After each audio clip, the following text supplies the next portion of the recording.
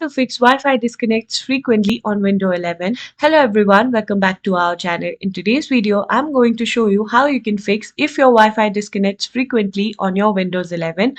Now, without any further ado, let's get started. First, you need to head over to your taskbar and here you can see the Wi-Fi signal.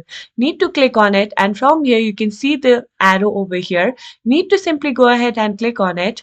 Now that you can see your Wi-Fi network, you need to right click on it and from here you can see an option that says properties. Go ahead and click on properties.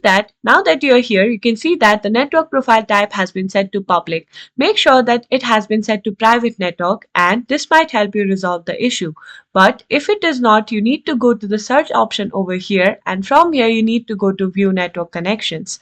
Once you are here, you need to right click on Wi-Fi and from here you need to click on properties.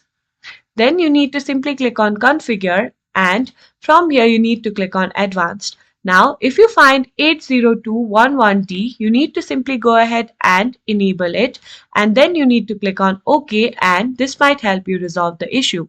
If you find this video helpful, please give us a thumbs up, subscribe to our channel and I'll see you in the next video.